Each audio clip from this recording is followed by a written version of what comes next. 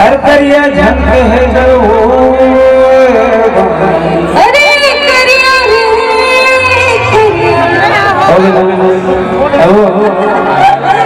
हे नहीं हो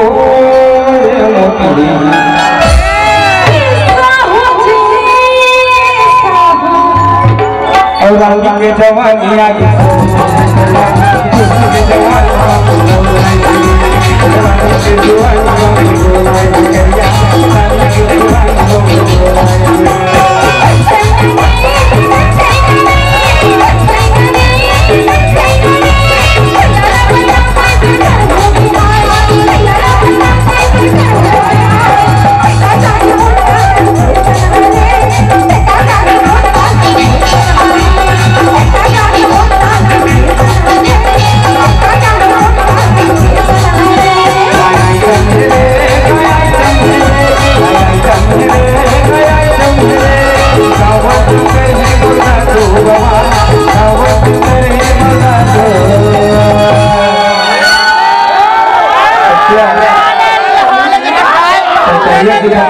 तो करियर की वजह से ही पागल मैं किसी शर्मा छपाते हो